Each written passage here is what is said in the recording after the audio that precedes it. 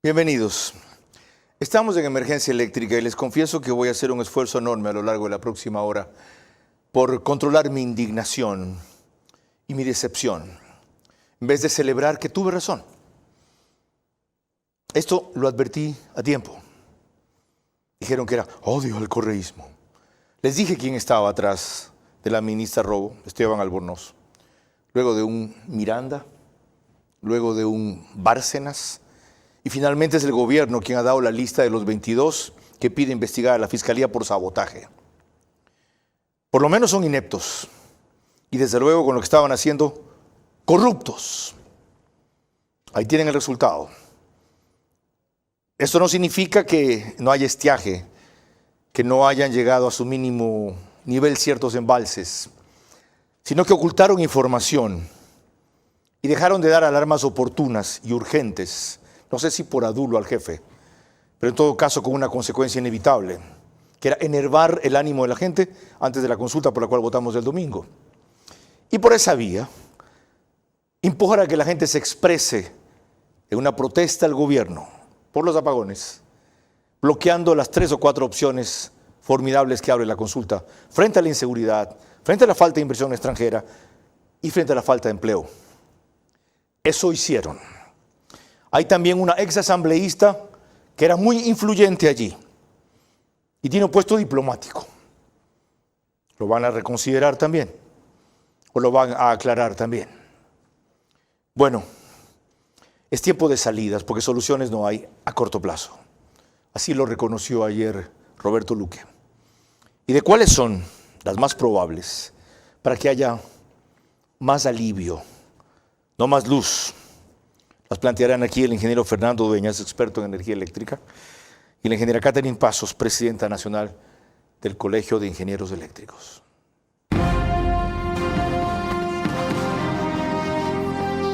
Este es Vera a su manera. Un comunicador que desde 1975 ha sacudido la televisión con formatos y estilos polémicos, sin ocultar sus simpatías ni jactarse de objetividad, pues el periodismo de opinión siempre asume una posición. Bienvenidos a coincidir o discrepar con Vera a su manera. Opinión con propósito. Democracia.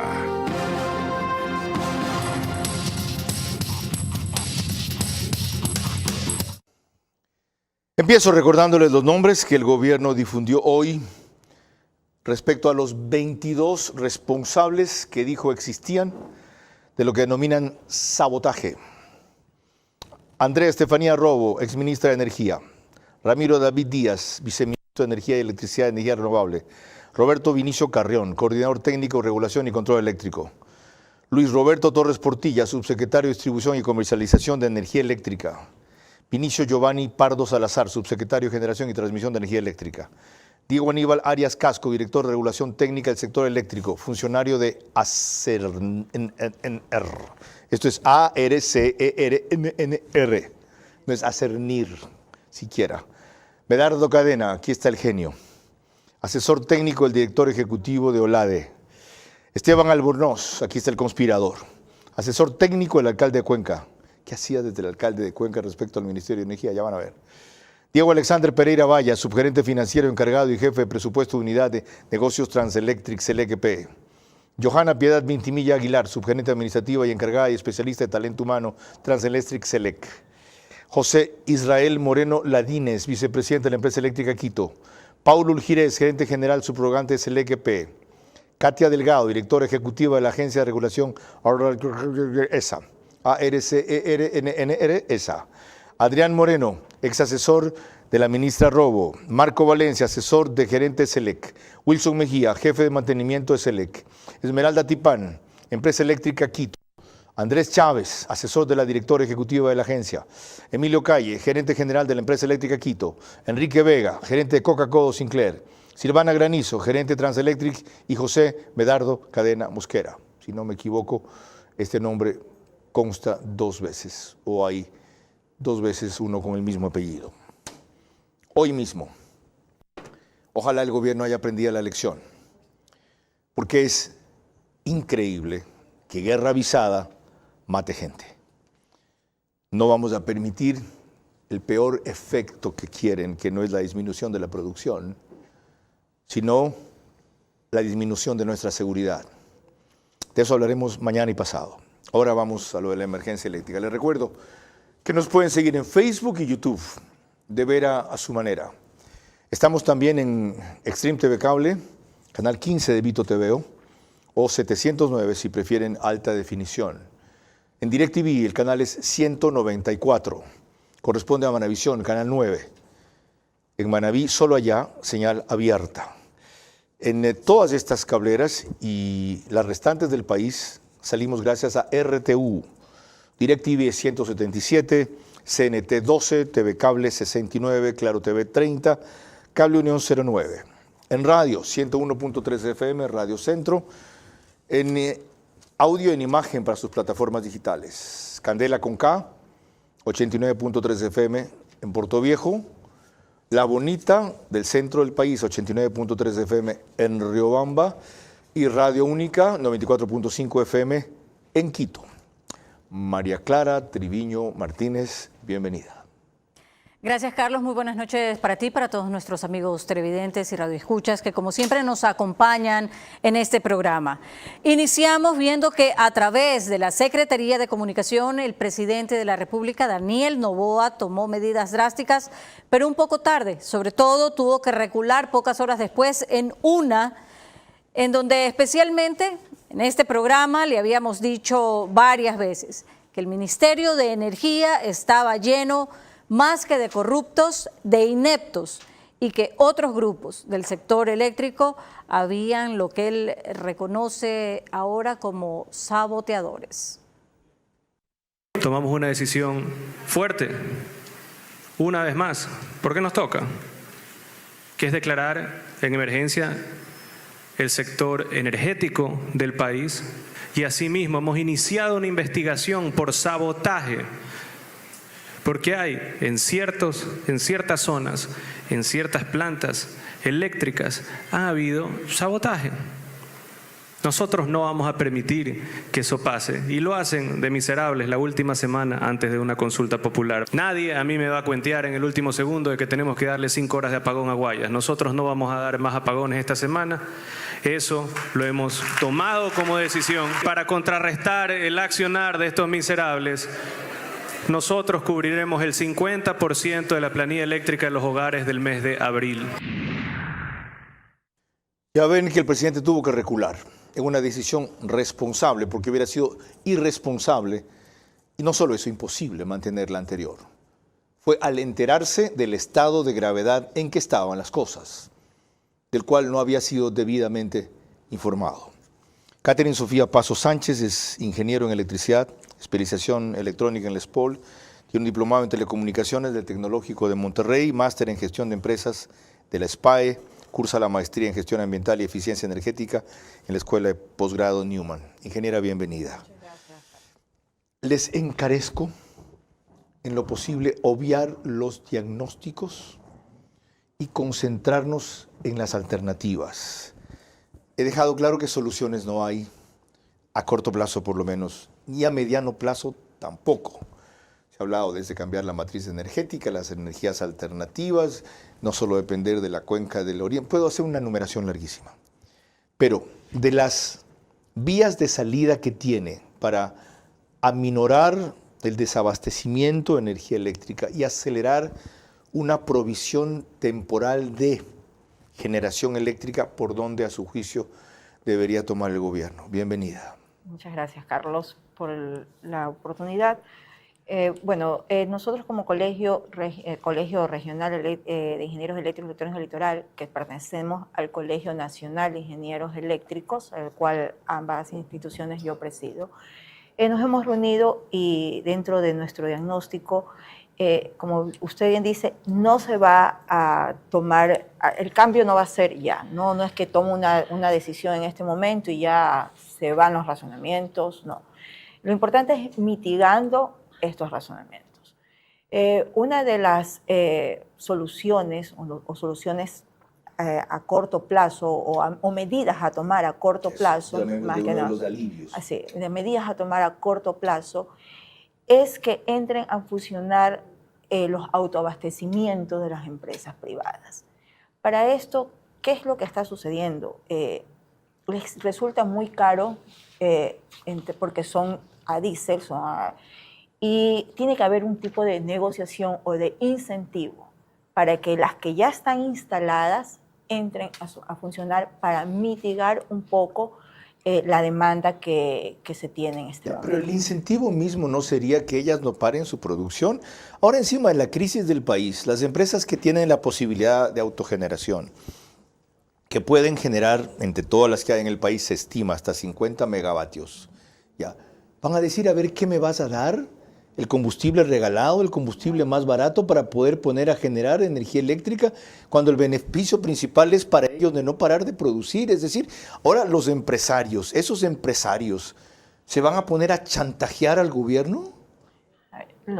No es de darle un diésel caro, barato ni gratis, ¿no? Pero recordemos que ellos tienen una generación no durante sus 24 horas del día, es por cierto tiempo. Correcto. Entonces, si le queremos pedir que ingresen con esta generación en todo tiempo, yo creo que sí hay que sentarse a negociar qué es lo que les va a afectar que su generadora entre en toda su usted producción. ¿Qué pueden significar incentivos entonces? ¿En qué está pensando? ¿Qué se les podría plantear? Miren, en horas pico, en estas 4 horas de mañana y 4 horas de tarde, por favor, autoabastezcanse. ¿Y a cambio qué?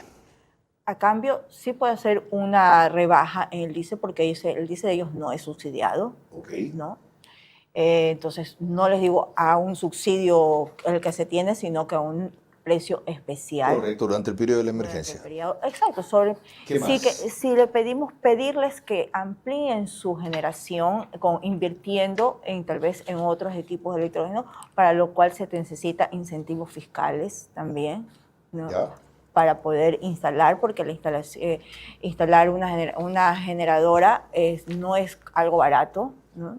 Más o menos, ¿cuánto cuesta una unidad generadora de electricidad de 8 o 10 megavatios, que es lo máximo que puede tener una empresa? A ver, se le pregunta a Fernando Javier Dueñas López. Miren, especial gratitud con él, porque como ustedes saben, los estudios están en Quito. Yo tengo restricciones, en Guayaquil, perdón, tengo restricciones de viajar a Quito por temas de seguridad, sin drama, entre otras cosas. Y lo urgí, no puedo decir, le exigí que viniera hoy, y está aquí. Fernando Javier Dueñas López no está aquí solamente porque es ingeniero mecánico, estudió en la Politécnica del Ejército, en la Universidad Panamericana, tiene un diplomado en lubricación de maquinaria y análisis de aceite en México, de Noria Training de la Universidad Panamericana, gestión integral de proyectos, etc. Sino porque él, durante años, ha sido un facilitador, un gestionador de soluciones emergentes eléctricas en América Latina. Es de un grupo y de una empresa que se especializa en proveer equipos para emergencias como estas. Entonces, con ese antecedente, ingeniero, ¿qué sería ahorita en ese sentido lo más apropiado? Ya analizamos la opción 1, impulsar el autoabastecimiento. La opción 2 dicen que es barcazas, dicen que es generadores. ¿Qué es? Efectivamente, muchísimas gracias, don Carlos. La opción única en todos los países que tienen emergencias eléctricas, porque Ecuador no es el único que lo sufre. Ahora los está sufriendo Colombia, los ha sufrido Venezuela, los ha sufrido Chile, Argentina. Es rentar energía. Las empresas rentan equipos de generación por un determinado tiempo para superar estos tiempos de crisis. No hay que tenerle miedo porque es una práctica habitual el estar en emergencia para los países, porque sus provisiones y sus cálculos a veces no alcanzan. Rentar energía. Comienzo las preguntas. ¿Por cuánto tiempo mínimo una empresa que renta energía se animaría a entrar? Sí, 2 meses, no gracias. 3 meses, 6 meses, ¿hay un mínimo para eso? A ver, normalmente depende de la amortización que quiera ver el país de sus costos. ¿Por qué? Primero, lo que prima es el costo que tiene la empresa de movilizar los equipos e instalarlo. Eso se ve muy facilitado en el tema de barcazas, porque no hay que hacer ninguna inversión, ni en adecuar un sitio, ni en tener almacenamiento de combustible. Ahí la pregunta es, ¿hay disponibles? Hay disponibles en el mercado, está cerca a menos de 40 días para instalarse. No solo las famosas de Car Power que decían que tenía 2 en Cuba. Existen barcazas de otras empresas que están cerca y aparte de eso... ¿No tienen que cruzar el canal de Panamá? Tienen que cruzar el canal de Panamá, pero recordemos algo, estamos 8 meses en la amenaza de ya vamos a rentar, ya vienen las barcazas, ya vienen los equipos y no se lanzó un proceso ni competitivo, pero aún apurado ni nada para ¿La que emergencia permite obviar contratación, simplemente comparar la mejor oferta y cogerla? Debería hacerse por un régimen de emergencia. Podría hacerse. Una empresa, ¿cuánto tiempo mínimo quisiera que la contraten? ¿No? Ideal es a partir de 18 meses a 2 años. ¿Por qué? Okay. ¿Por qué hasta 2 años? Porque a partir del segundo año, como empresa que estás rentando, ya podrías haber comprado y tener equipos propios, lo cual disminuiría tu costo en el tiempo. Esperemos que el gobierno esté viendo esto. He tenido la suerte de que por primera vez me llamen un par de funcionarios a pedir los nombres de expertos que he invitado y las opciones que hice conocer de varias ofertas que hay. Les dije, cuidado con creer que yo voy a ser intermediario, yo voy a aparecer como comisionista esta vaina. Se las mando sin ninguna recomendación especial, solo para que sepan que hubo ofertas. Y ahí no menciona una de las personas, creo no haber leído su nombre, William Bárcenas, creo que es Selec, a quien se las hicieron llegar. No contestan, las encajonan, las filtran, lo que sea. María Clara. Anoche mismo el ministro de Transporte, a quien se encarga temporalmente el Ministerio de Energía, Roberto Luque, en entrevista para Ecuavisa ratificó, entre otras cosas, que problemas administrativos, de corrupción, no solo los climáticos, han llegado otra vez al punto de que tengamos apagones y además anticipó una de sus primeras acciones. Esta crisis energética, la cual es el resultado de varios factores, entre ellos temas administrativos, climáticos, de planificación y de corrupción histórica. No habrá soluciones fáciles a corto plazo. Sin embargo, hemos tomado algunas resoluciones. Hoy mismo estaremos firmando un acuerdo ministerial declarando el sector en emergencia. Asimismo, hemos dispuesto la conformación de un directorio de la Agencia de Regulación y Control que ha venido dilatándose y que ha impedido la contratación oportuna de energía emergente. Analicemos una tercera alternativa, autogeneración, barcazas. ¿Qué más se puede hacer? Empezar a dar mantenimiento a las termos, empezar en que entre al funcionamiento las termos. Hay 700 megavatios no operativos en las termoeléctricas del país, sin pedirle analizar caso por caso. ¿Cuánto es el mínimo de tiempo para mantenimiento y reparación y poco a poco ir incorporando capacidad de generación eléctrica? Bueno, depende de la antigüedad que también tenga cada generadora térmica, ¿no? Pero yo creo que a un mes puede ir entrando ya poco a poco las unidades de ciertas termos. Por ejemplo, Machala más nueva, la termo Machala, podría entrar una, podríamos analizar las de... ¿Hay gente para eso aquí que dé mantenimiento a las termos? Claro. ¿Hay profesionales y empresas que saben hacer eso? Por supuesto, sí. ¿Conoce usted varias? Hay ingenieros, ingenieros dan mantenimiento y ofertan para dar mantenimiento. El problema son los procesos de contratación. Ok, la emergencia los va a viabilizar. Y ya que la ingeniera mencionó Termo Machala, María Clara. El lunes pasado, aquí mismo en este programa, en Ver a su manera, el ingeniero Jorge Luis Hidalgo, quien es partidario de impulsar el consumo de gas, entre otras cosas, advirtió que Termo Machala podría generar más electricidad, que es la que da si simplemente se le provee de gas explotando el campo Amistad.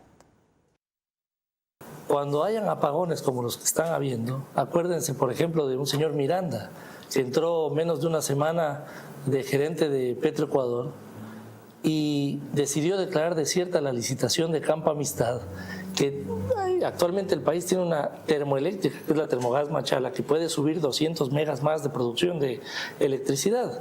¿Qué necesita? Más gas. Entonces, declarar desierta la licitación, que casualmente se cae por tercera vez, que no se entiende cómo dejan caer una licitación de gas cuando estamos desesperados por subir la producción de electricidad, y hay una termoeléctrica subutilizada, con gas además que hay dentro de las estructuras de Campo Amistad. Hay una cámara que es la Cámara de la Energía en el país. Y promueve, por ejemplo, que se flexibilice aún más el tema de importación de gas natural, cuando en el Ecuador tenemos un potencial enorme de producción nacional. En esto último discrepo. Lo que pasa es que Jorge Luis Hidalgo representa intereses legítimos que quieren generar gas solo explotando el Campo Amistad. Aquí se necesitan las dos cosas. Porque incorporar el gas que el Campo Amistad puede dar a la termoeléctrica de Machala adicional va a tomar más tiempo. Hasta tanto hay que importar gas. El problema es que no hay terminales en donde desembarcar, evacuar, almacenar ese gas. ¿No? Y todo termina siendo una competencia entre los que quieren importar gas y los que quieren que se produzca gas natural. Y el país jodido en la mitad. Las dos opciones, señores. No piensen en su empresa o en su interés. Ahora, desde el aspecto técnico pregunto, ¿Termomachala puede funcionar con GLP, que es el gas importado, o necesita gas natural? Tiene dos etapas Termogas Machala. Tiene unas turbinas anteriores que eran las que tenía EDC y tiene turbinas TM2500. Las turbinas TM2500 pueden funcionar con diésel, no son para el ciclo de GLP. Las turbinas pueden funcionar con diésel y pueden generar 100 megavatios que están listos allí para trabajar. 100 megavatios listos solo si lo hacen con diésel. Sí. ¿No es lo mismo diésel que fuel oil? No, no es lo mismo diésel que fuel oil. Ya. ¿Y qué requieren? Transportar diésel hasta Termogas Machala y incorporaríamos 100, pero hay que tener la logística y el tratamiento de diésel que necesita mucha limpieza porque hay que adaptarla para que funcione con diésel. Ya lo hicieron cuando estaban aquí en Guayaquil instaladas, funcionaron con diésel durante 2 años. Ok, un elemento de juicio más. Perdón, no logro disimular mi bronca con esta vaina. Disculpa, María Clara, y disculpen ustedes. Hemos hecho 5 programas de esta vaina. 5 programas de esta vaina. Margarita. Como decía aquí mismo en este programa, el lunes pasado, en este caso el ingeniero David Delgado, representante de uno de los grupos que ha hecho propuestas frente a la emergencia eléctrica, hacía notar la inviabilidad de otras opciones, como por ejemplo aumentar el parque de vehículos eléctricos, pues no tenemos la generación de baterías que se necesita para recargarlos. En este país, si vamos al parque automotor, incluyendo las motos, tenemos 2.500.000 vehículos, de los cuales el 10% son taxis, camiones pesados, camiones de trabajo, camionetas de trabajo, que pueden ser subsidiadas con el número de placa. El resto, tener un subsidio, sí, 300 galones a cada ecuatoriano que tenga su vehículo, y a partir del 301 galón, hagas precio internacional. Vamos a la parte eléctrica. Estamos lindos los carros eléctricos, que Tesla, que no Tesla, que el de acá es bonito. Si yo traigo 100.000 vehículos eléctricos, necesito 100 megavatios hora. ¿Dónde los tengo? No los tengo. Entonces, por ahora, cuidado con sobrecargar el parque vehicular del Ecuador con vehículos eléctricos a cuenta de que son más limpios, ¿ya? Y que en algunos casos resultan más económicos. Una primera conclusión de esta parte, ingeniera, ¿por dónde más tomamos? Tenemos que hacer una cultura de ahorro energético, ¿no? Son dos cosas. Tenemos una ley de eficiencia energética, que eso es una situación, pero en este momento la crisis es el ahorro energético. Coincido. Que es completamente diferente a la eficiencia energética. Coincido. Ahorita demandemos menos energía. ¿Qué hacemos para eso? Las industrias deben de sus procesos ser más eficientes, exigir a la industria que tengan procesos eficientes donde puede ser, tal vez va a afectar su producción porque no hay otra, sí, ¿no? Pero es peor paralizarla. Pero exacto. ¿Y en los hogares qué cabe? En los hogares también, tenemos que estar conscientes de lo que está sucediendo y que toda la población debemos de aportar a lo que está a la falta de energía, ¿no? Un elemento de juicio más, ingeniero, antes de cerrar esta primera media hora.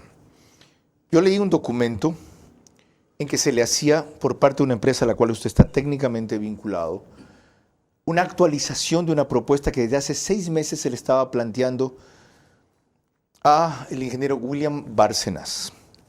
¿Conoce el detalle de esa propuesta? Sí, es un proceso ya, podemos decirlo, cansado. Estamos 6 meses recibiendo de parte del SELEC pedidos de actualización de precios, actualización de tiempos, actualización de los temas, y hasta ahora era con perspectivas de sacar un proceso para dotar de 475 megavatios que el país necesita.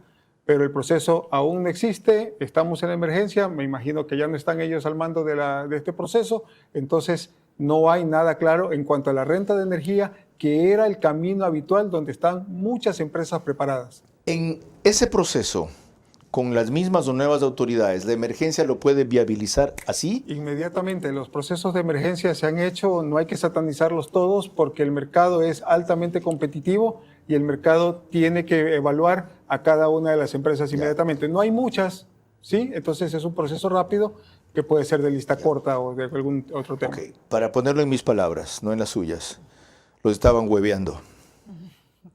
A ratos recibimos notificaciones del extranjero que esa era la señal. Ok. Tengo que suspirar y respirar hondo. María Clara. Cuando volvamos en el siguiente corte veremos quejas, reclamos, advertencias y evaluaciones de los expertos de lo que se debía hacer para no llegar al momento actual. Ante la emergencia eléctrica hay alivio, no solución. Por ahora tocan restricciones y planificación para perder lo menos posible. Debe ser la última vez en que las salidas emergentes posterguen cambios estructurales por los cuales quienes hoy dan clases de electricidad no han insistido ni reclamado suficiente. Estamos de vuelta con agudeza y mucha precisión. Mi invitada me dice, se me fue rayando también, enseguida va a poder defenderse. Porque lo que tiene que aclarar sobre lo que estamos afirmando en el mensaje reiterado de este programa es todavía más alarmante. Solo le recuerdo ahora que el reprise de este programa es por canal 14 de OnePlus. El mismo número en las 3 cableras que lo reproducen, Extreme TV Cable, CNT y Claro TV. Eso sí, 48 horas después, 2 días más tarde, a las 6 de la mañana. A lo que concluye, el periódico digital Ecuador en Vivo saca un resumen de noticias en su portal de noticias y página principal, un resumen del programa, quiero decir. En Estados Unidos llegamos por Macro Digital, gran cantidad de suscriptores ecuatorianos. Allí y en el oriente, Puyo, Nina Radio, 104.7 FM, el reprise es al día siguiente. Pero adicionalmente, porque estamos en los estudios del canal 24/7, salimos de ahí, de paso, aquí lo veo nítido, pero anoche en mi televisor casi no podía ver las letras, debe ser entonces mi televisor, aquí lo veo nítido, a pesar de que este libro es chiquito, Edwin. Salimos en Extreme, canal 3. Lo que está a la mitad con un sol es Claro, canal 9, ¿verdad? Lo que viene luego es DiviNet, canal 12. Y finalmente ese canal es Data, ¿sí? Canal 99, perdón. Ahora sí, defiéndase. Sí.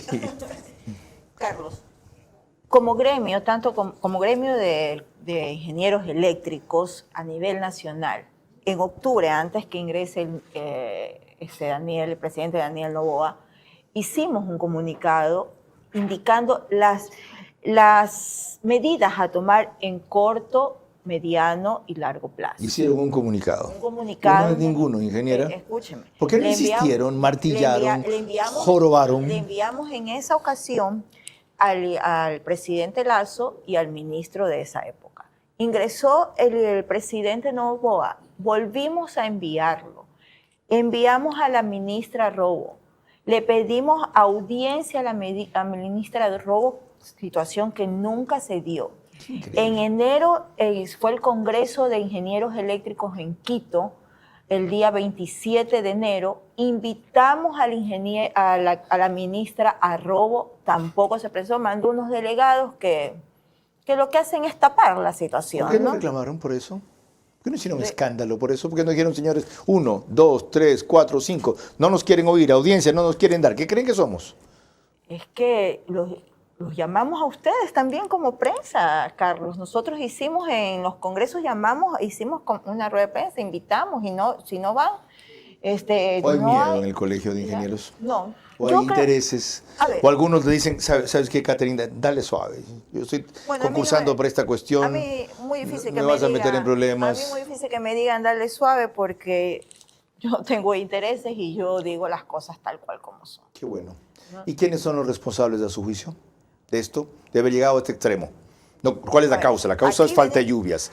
¿Quiénes son los responsables? Tenemos que ver responsables, no solamente, y eso lo vemos en el nuevo comunicado que vamos a enviar en esta semana, el día viernes probablemente, bueno, ahora ya hay 2 días de asuelto, ¿no? Solo para el sector público. Pero tiene que llegar allá, pues, entonces el día lunes probablemente ya enviemos. Perdón, ¿saben qué? No se tarde tanto, en lo que a mí se refiere.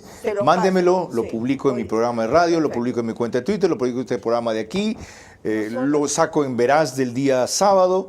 Conmigo cuente. Perfecto, gracias. Porque eso es lo que necesitamos, que lo que nosotros decimos, nosotros sugerimos, sea difundido de manera correcta. Ya lo tienen listo, ¿verdad? Ayer lo trabajamos, hoy día lo terminamos de hacer. Ahorita me va a adelantar un poco de eso. Antes, María Clara. Recordemos que hubo opciones para la emergencia a tiempo y por los ineptos, por no llamarlos corruptos, que hoy son investigados del Ministerio de Energía, no se actuó enseguida, como veremos en el siguiente reportaje de Adriana Bermeo de Ecuavisa. Apagones no son novedad en el país. La última crisis energética ocurrió en el gobierno de Guillermo Lasso. En octubre del año pasado, Fernando Santos Albite planteó 2 posibles soluciones para la generación de 465 megavatios adicionales, que eran en ese momento el déficit del Ecuador. Barcos de electricidad termoeléctrica flotante y servicios de contenedores de generación termoeléctrica en tierra. 18 empresas presentaron sus ofertas. Solo 3 cumplieron con el requisito para usar full oil, que es el combustible más barato disponible para esa labor. La turca CarPower propuso traer un barco que genere 300 megavatios. La estadounidense Gamma Energy planteó instalar equipos generadores por 348 megavatios. Y United Group de Bangladesh indicó que podía generar 300 megavatios con equipos en tierra. Esos proyectos podían estar operativos en un mes. Pero no se concretó la firma de ningún contrato a pesar de que el sector eléctrico fue declarado en emergencia.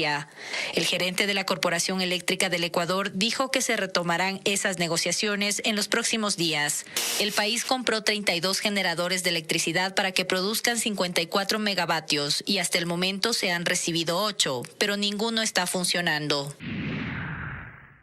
2 inquietudes puntuales sobre esto, ingeniero Dueñas. Cada uno de esos generadores puede producir 1.5 megavatios. ¿Con qué funcionan? Eso funcionan con fuel oil, los que compró Select para Quevedo. Que apenas han llegado 8. ¿Se los puede activar en cuánto tiempo? Cuando está todo listo en la locación, se activan en menos de 20 días.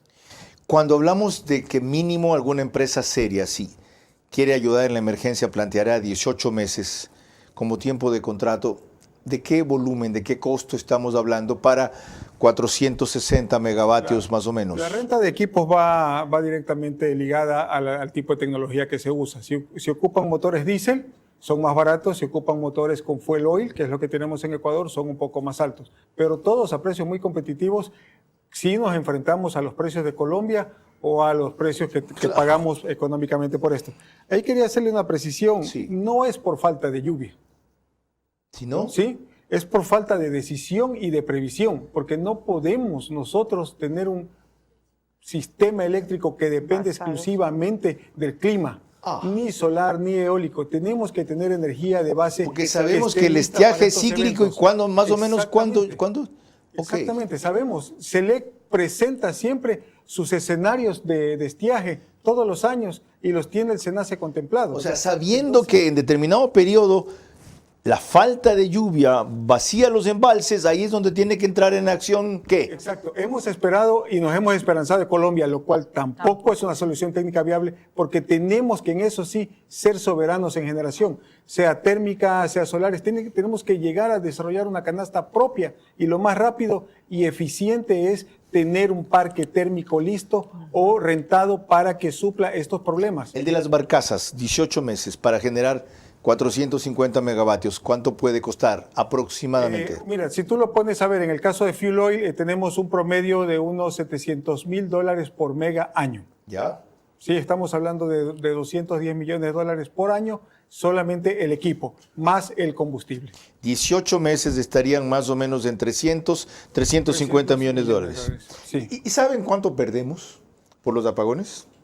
Ya, una estimación muy discreta, es que puede llegar a los 2.000 millones de dólares por mes. ¿Ya? ¿Ok? No hay que dudar. Una cosa adicional a propósito que hablaba de Colombia, el ingeniero Dueñas, María Clara. La forma en la que el ministro de Energía colombiano advirtió a tiempo, después de Semana Santa, es decir, hace más de 2 semanas, que dejarían de vender energía al Ecuador, tal como lo hizo también el presidente Petro y se lo recordó al presidente Lasso, se ve en la siguiente nota de Cable Noticias de Colombia.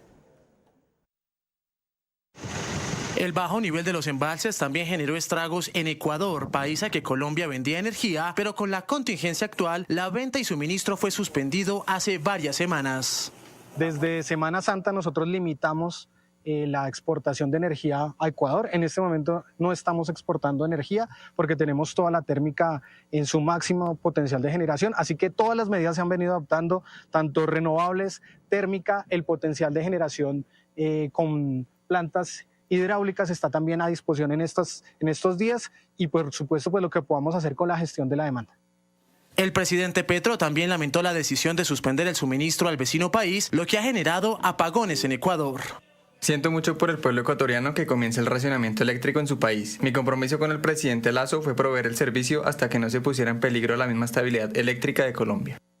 La decisión del gobierno colombiano de suspender el suministro de energía ya está generando estragos en Ecuador, que ha reportado apagones y cortes de luz masivos. Esto es cierto, así que dejen de ver fantasmas donde no hay. Que Petro es parte de la conspiración, no. Petro está contra nosotros por su afinidad con México, en lo que pasó en la embajada mexicana y porque también es de izquierda, el socialismo del siglo XXI. Pero en esta parte, más bien hay que agradecer a Colombia a pesar de 64 centavos el kilovatio hora que nos llegó a cobrar. ¿El kilovatio hora se dice? ¿Está bien? Eso es. Ok, María Clara. Cuando volvamos en el siguiente bloque tendremos más elementos de análisis para este programa que hemos titulado La Emergencia Eléctrica.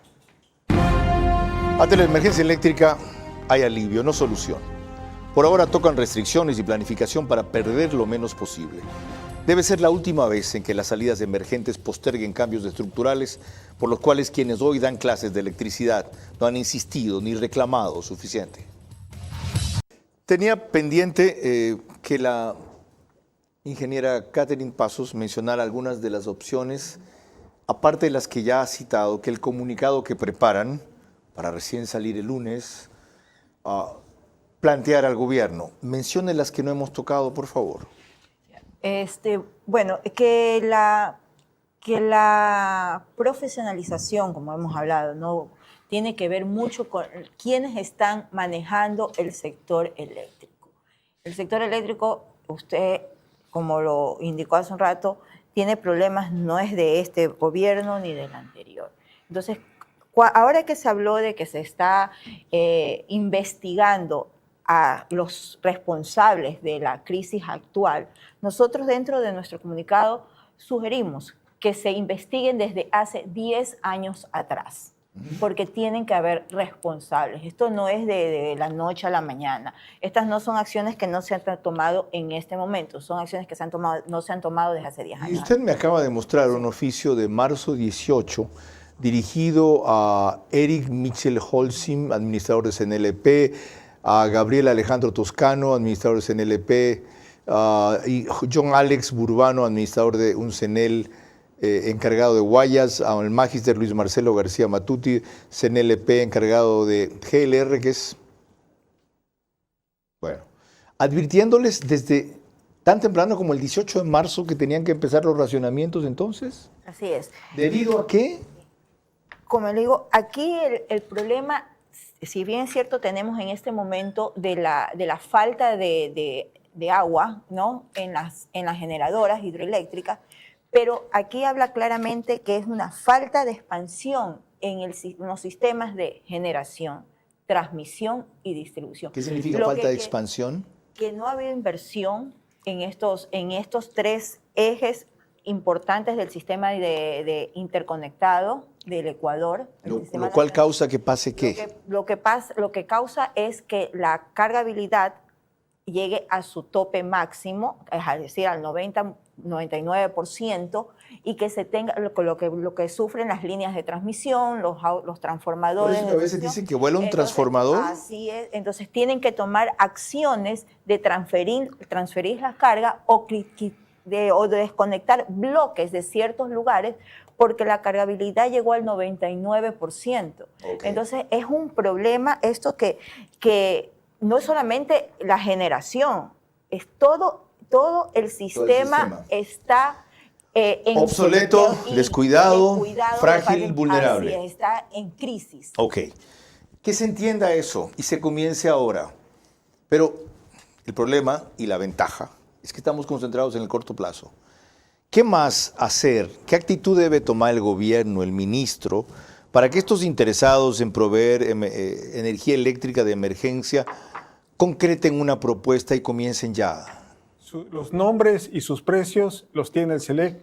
Tienen que llamarlos por la misma vía que se los ha estado convocando los últimos 6 meses para que todas las ofertas se presenten bajo los términos que el gobierno ya lo requiera de una manera formal. El tema es que no se ha formalizado el requerimiento. Pero hay que anotar algo. Con la salida de la generación de Colombia, la crisis del Ecuador ya no es de 475 megavatios. Estamos hablando de una necesidad que ronda los 1000 megavatios de generación.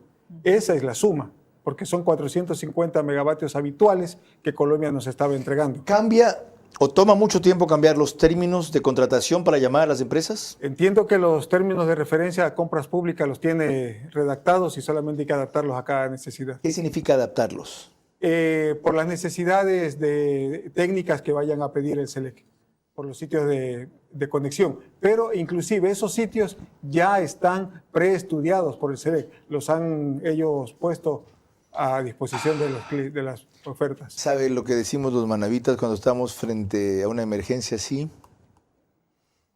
Hay que meterles un ají en cierta parte. No puedo decir el resto. ¿Ya? Las para empresas están tener listas, sentido de urgencia.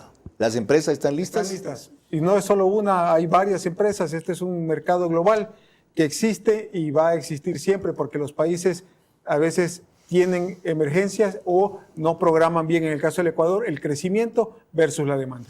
Mensaje claro para 2 personas que sé que están muy preocupadas y activas en esto. El secretario general de la Administración, Arturo Félix, y el ministro de Transporte, Roberto Luque, a quien felizmente se encargó el Ministerio de Energía. María Clara.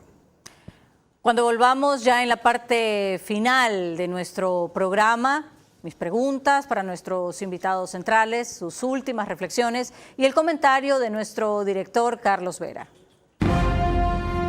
Ante la emergencia eléctrica hay alivio, no solución. Por ahora tocan restricciones y planificación para perder lo menos posible. Debe ser la última vez en que las salidas emergentes posterguen cambios estructurales por los cuales quienes hoy dan clases de electricidad no han insistido ni reclamado suficiente.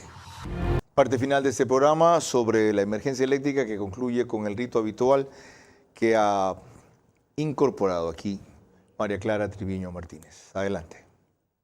Gracias, Carlos. Corresponden las preguntas para nuestros invitados centrales, recordándoles que deben de ser respondidas en términos de sí o no. Las primeras para el ingeniero Fernando Dueñas. La primera para usted. Usted está vinculado a un grupo que desde hace 6 meses hizo propuestas para generación eléctrica emergente. ¿Cree que las han ignorado porque no propusieron sobornos, sí o no? No. La segunda, las propuestas para generación eléctrica emergente del grupo del cual usted es técnico pueden poner en marcha generación eléctrica urgente en 30 o 45 días, ¿sí o no? Sí. La tercera y última. Es inevitable que en este momento quienes ofrecen generación eléctrica de emergencia se aprovechen del país, cobren o exijan más allá de lo previsto, ¿sí o no? No. Muchas gracias. Ahora corresponden las preguntas para la ingeniera Catherine Pasos. La primera para usted, ingeniera. ¿Están ustedes dispuestos a postular por lo menos 3 carpetas de profesionales competentes para que los considere el presidente de la República para ministro de Energía, sí o no? Sí. La segunda, ¿no se sienten como parte de la responsabilidad, no de la culpa, al no haber insistido frecuentemente o insistentemente, casi a diario, de lo que había que hacer para que los oigan, sí o no? No. La tercera y última, es inevitable que después de haber pasado todo este ajetreo y escándalo, se vuelvan a las mismas salidas de corto plazo, eludiendo los cambios estructurales a largo plazo, ¿sí o no? No. Gracias. Carlos. En esta última, ¿por qué dudó? Porque estaba un poco confusa esa pregunta. Ya, ok. Lo que María Clara quería decir, y sí, coincido en que la sintaxis no fue la mejor, es de si resultaba inevitable que ahora, embarcados en la urgencia del corto plazo por la cual yo les he perurgido tanto, terminado el escándalo, las soluciones de largo plazo se olviden. No se deben de olvidar. O sea, ¿esta vez sí vamos a aprender la lección? Debemos aprender la lección. Lo advertimos desde la emergencia anterior. ¿Cómo hacemos para que esta vez sí aprendamos la lección? Nosotros necesitamos unirnos entre todos los gremios y con ustedes que son los que tienen que también ayudarnos, que nos escuchen. Ingeniero Fernando Dueñas, la misma pregunta. ¿Cómo hacemos para esta vez sí aprender la lección? Primero que nada, diciendo la verdad. ¿Cuánto cuesta generar? ¿Cuánto cuesta instalar equipos? ¿Y cuánto perdemos? Cuando todos lo tengamos claros, no desde el lado privado, sino desde el lado público, que no tiene los valores reales publicados porque tienen subsidios, porque no amortizan, porque no tienen un control estatal para ver cuáles son sus verdaderos costos, allí vamos a aprender, porque a todos les va a interesar el costo real que tiene la energía y vamos a tomar las previsiones necesarias. Formidables invitados y formidable mensaje. Me felicito por haberlos llamado y les agradezco por haber concurrido con tan poca notificación. Un detalle adicional, porque mi opinión ya la saben clara. El gobierno volvió a cometer el error de Guillermo Lasso al declarar emergencia eléctrica con acuerdo ministerial y solo para el Ministerio de Energía. Eso debe ser elevado a la categoría de decreto para integrar a todos los ministerios e involucrar y obligar al de Economía. Aún así, van a decir, no hay plata. No me digan eso otra vez. Porque además, si hay ofertas de plata de una serie de empresas que dicen traerlas con financiamiento, pero aún así requerirían la aprobación del Ministerio de Economía sobre ese financiamiento. Véanlo claro, por fin. Porque lo que nos va a costar al país esto es demasiado caro. Y no me refiero en lo económico. Confío en que la gente no mezclará las cosas. No castigará la ineptitud de algunos con la salida para todos que tenemos el domingo. Porque allí escogemos o ellos, el crimen organizado, o nosotros. No se confundan. No voten con el estómago. Usen bien la cabeza. María Clara. El día de mañana trataremos aquí el tema que más se ha distorsionado en los últimos tiempos, que es el contrato por horas. Los 60 minutos del programa los dedicaremos a este tema. Y les recordamos que el sector público jueves y viernes está de asueto, pero el sector privado no está obligado a dejar de trabajar. Gracias por habernos acompañado esta noche. Que pasen bien.